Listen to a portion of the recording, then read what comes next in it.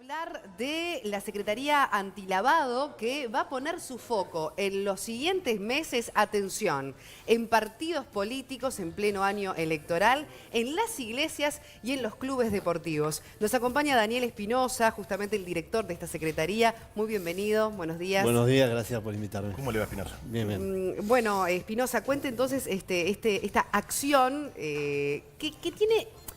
¿Qué propósito en una primera instancia? ¿Salir a fiscalizar si se están haciendo, si se están llevando adelante protocolos específicos o por el contrario informar? ¿Cuál es un poco la instancia que empiezan a aplicar? El contexto es el siguiente. Tenemos una ley aprobada en diciembre de 2017.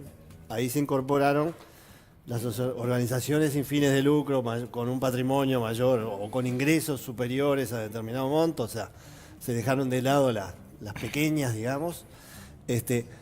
¿Por qué se ponen las organizaciones sin fines de lucro? Porque normalmente son organizaciones que tienen poco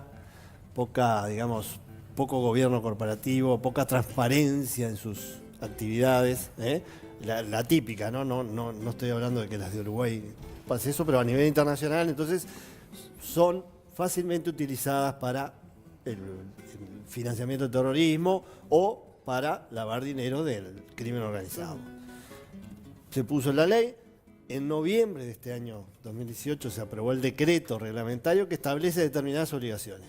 Empezar justamente, designar una persona que es un oficial de cumplimiento, que sería el encargado interno de controlar, o sea, de determinar qué riesgo tiene la institución de manejar dineros del narcotráfico o del financiamiento del terrorismo y aplicar medidas de control a esos efectos.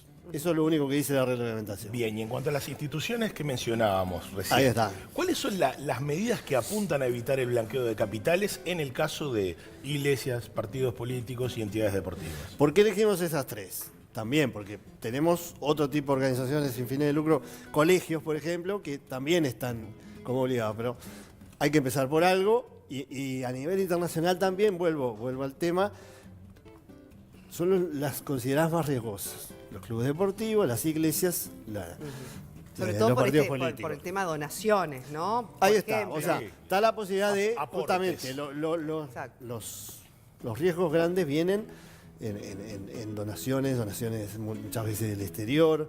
O sea, eso es lo que hay que ver en cada organización.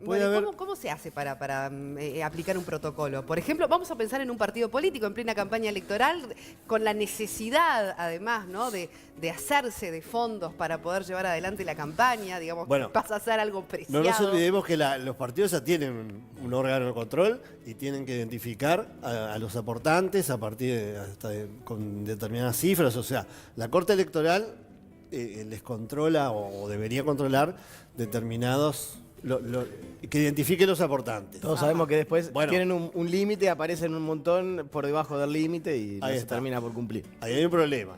Lo que nosotros proponemos es como un control paralelo, o sea, que lo haga un órgano interno. Esa es para nosotros muy importante. De afuera es muy difícil controlar ese tipo de manejos de no identificar adecuadamente las personas, los donantes. Porque tienen un límite ante el cual el donante es anónimo, incluso. Claro. Entonces, ¿qué pasaba? Muchos partidos ponían, no sé, tenía hasta $10.000 podía ser anónimo. Anónimo 9.999, anónimo 9.999. Y así aparecían un montón. Y bueno, sí. Perfecto, eso teóricamente cumple el ahí. control. Ahora, si hay un control interno, tiene que tener alguna medida para verificar que eso efectivamente es un donante anónimo y no es el mismo que está tratando ¿Pero un control interno de qué características? Un oficial de cumplimiento se llama, a nivel internacional, es una persona designada por el partido, claro, que sea la que conozca la forma en que el partido se financia y que determine cuáles son las medidas que pueden ser riesgosas. ¿Todos los partidos lo tienen vigente? Lo tienen que tener. Bueno, justamente, eso es lo que nosotros vamos a empezar a verificar, o sea, no se olviden, noviembre se aprobó la reglamentación, se dio un plazo, ya van 4 o 5 meses, ahora vamos a empezar, o sea, sin una casa de brujas, no queremos que esto... yo vengo del sistema financiero, esto demoró 2 años en el sistema financiero, no podemos pretender que organizaciones con menos estructura lo hagan de un día para otro, pero hay que empezar a controlar, porque si no empezamos... Ahora, una pregunta, ¿se puede ser igual se puede ser anónimo, se puede ser donante anónimo en una campaña política. Bueno, política cumpliendo los... Pero entonces hay que justificar de alguna manera quién es el que está haciendo esa No, donación. a mí lo que no me queda claro es si el contralor se ejerce internamente, ¿qué efecto tiene? O sea, ¿quién controla el contralor? Al que controla. La Secretaría Antilavado. Claro. O sea, esa persona No. responde, de esa institución responde. Nosotros a la vamos a ir a- Secretaría. Se hará responsable. Vamos a ir al Contralor y le vamos a decir, bueno, usted, a ver, ¿qué riesgos ve en la financiación del partido, de la iglesia? O sea, ¿tiene donaciones de qué tipo? ¿Y qué medidas de control aplica? ¿Y cómo las aplica? ¿No? Eso se evalúa, lo evalúa el fiscalizador que va y ve si el sistema de control es bueno o si en realidad no se está aplicando. Esa sería un poco la idea. Y en función de eso, en función de los hallazgos, usted puede hacerle recomendaciones y decir, bueno, esto no se puede hacer más así, hay que hacerlo de esta manera.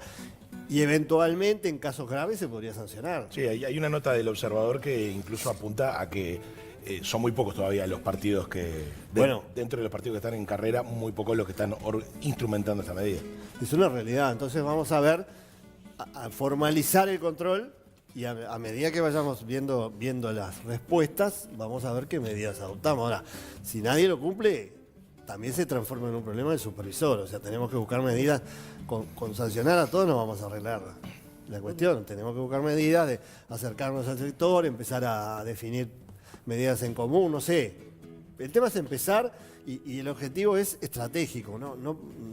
No queremos que de aquí a 2 o 3 años estemos en el mismo lugar. Tenemos que tener un control en serio. ¿Ah? Porque acá estamos hablando de crimen organizado. Y crimen organizado vinculado a partidos políticos es una mezcla explosiva. Sí, además y muy riesgosa. Hay otras áreas como el financiamiento de terrorismo que la Secretaría Antilavado está siguiendo de cerca. También. Le voy a preguntar directamente porque desde su cargo es una especie de panóptico, ¿no? Usted tiene que tener todo relativamente fiscalizado. Y yo decía en algún otro programa acá que la verdad una de las grandes características, si se quiere, de esta campaña política es la aparición de un montón de gente que por la suya se la juega y dice, no me pongo bajo el paraguas de los grandes partidos tradicionales, me arriesgo a hacer mi campaña con dineros muy importantes. ¿A ustedes eso les llama también la atención? De repente el dinero que se está invirtiendo en campaña por algunos actores sin historia dentro de la política del país. Bueno, nosotros, o sea, como todo el mundo, es lo mismo. O sea, nosotros recibimos lo mismo que las mismas noticias, vemos que hay una situación nueva, pero nosotros queremos hacerlo, digamos, en forma organizada el control. El control primero va al partido al que pertenece, o sea, ¿no? O sea, el control, el sujeto obligado frente a nosotros es el partido político. ¿Ah? Entonces el partido político deberá tener una forma de relacionarse con sus candidatos y de controlar los aportes que reciben sus candidatos. Esa es la idea. O sea, la Secretaría Antilavado no puede ir candidato por candidato pidiendo información. Es algo organizado. ¿Ah? Entonces vamos a empezar por el partido y veremos. Yo creo que esas situaciones están Le llama la atención. Están sobre la mesa Le porque llama la atención. son formas distintas de financiarse. O sea, en Uruguay los partidos en general se financiaban de otra manera. Bueno, el observador consultó a los distintos partidos a ver si contaban efectivamente con una persona designada para el cumplimiento de esta ley. Y bueno, el Frente Amplio señaló que ya cuentan con una persona designada, al tiempo que se está armando documentación que deberán entregarles justamente. En tanto, ni el Partido Colorado ni el Partido Independiente cuentan aún con un oficial de cumplimiento designado. Recién están empezando a delinear una política de prevención de lavado. En el Partido Nacional y en el Partido de la Gente no respondieron a la consulta. ¿Cómo ve entonces este panorama, digamos, ya iniciada la campaña electoral? Claro, lo que pasa es que no corramos, yo vuelvo a repetir, la campaña electoral tiene un control legal que realiza la Corte Electoral, que será malo o bueno, pero es el control actual. Nuestro control es a ver qué posibilidades hay de que el crimen organizado o el financiamiento del terrorismo ingrese a financiar las campañas. O sea, va en paralelo y no nos corre esta campaña, o sea, porque me parece que seríamos demasiado optimistas si pretendemos tener el sistema funcionando antes de esta campaña. O sea, nosotros no corremos, venimos con los plazos que nos da la ley y el decreto, lo repito. Claro. 4 meses Sí, tiene sí, aprobado sí, el decreto. Algo que tardó muchos años de elaborar. Recibimos llamadas Claro. de partidos políticos. Espinosa. Estamos obligados, tenemos que hacer, o sea, estamos todavía en... Espinosa, la figura del oficial de cumplimiento que aplicaría para los partidos políticos, ¿cómo aplica para clubes deportivos e iglesias? Lo mismo.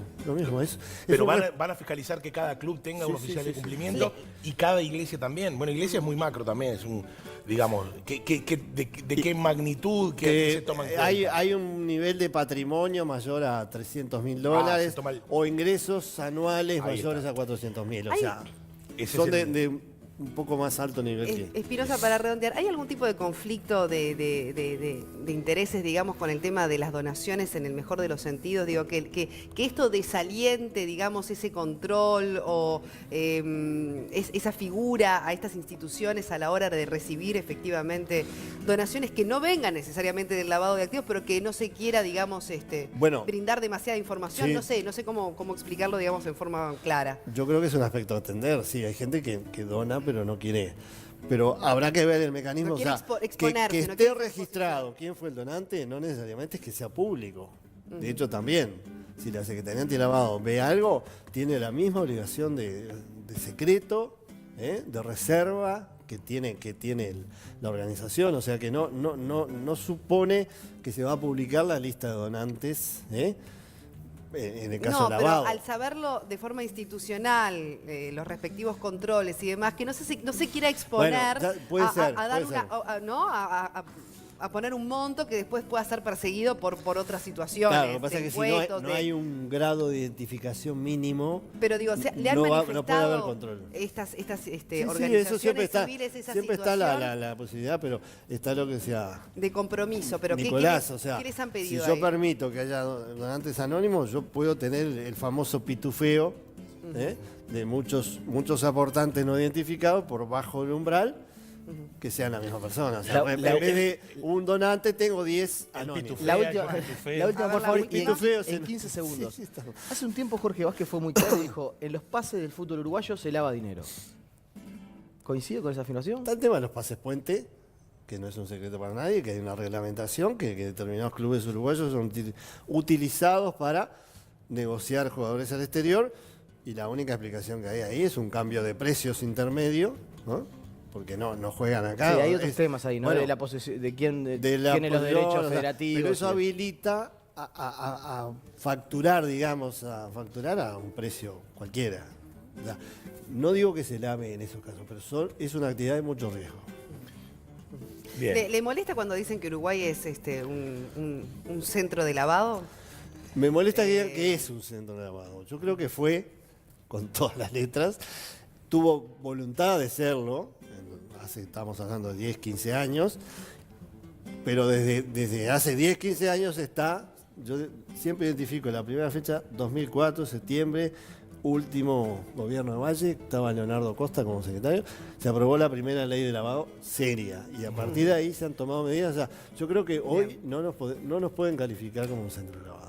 De Eso todas sí. maneras, hay que mirar cosas como, por ejemplo, lo que está pasando en los puertos. Pero hay de todo, claro, pero yo digo que la estrategia Digo, del país, pero por lo menos se está la contando decisión, con mecanismos para combatir. las leyes que ha aprobado el país en estos 3, 4 años, lo sacan de la categoría de centro de lavado. Daniel Espinosa, muchísimas gracias por acompañarnos esta Pero mañana. esto no se termina nunca. No, No, olvídese. vamos a seguir conversando. Nunca nadie se vacuna contra el lavado. Después le preguntamos qué pasó con el remate del yate, de la Ferrari.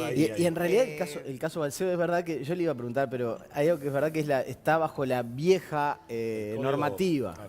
No solamente el código, sino sin aprobarse la última ley que fue muy importante, recuérdame que fue diciembre de 2017. Sí. Entonces, como que mucho de ese paraguas de Balcedo entró en esa La normativa. plata negra y por eso de se nos evasión escapa. fiscal justificó todo Punta del Este. La plata de todas esas... Y la evasión fiscal se puso en diciembre de 2017. Antes no era ilegal. ¿De esos remates a dónde va la plata de los remates del yate, la Ferrari? Hay un fondo de bienes decomisados, se llama, que administra la presidencia, la Bien. Junta de Drogas, y ahí se reparte. Y en el caso Balcedo, ayer firmamos un convenio con Argentina, se reparte lo que Sí. se obtenga por los bienes decomisados a Balcedo, que obviamente es en este caso de Balcedo, pero va a pasar lo mismo, sea en Uruguay o en Argentina, es como una especie de acuerdo binacional. Perfecto, está bueno. Espinosa, muchas gracias. Muchas gracias.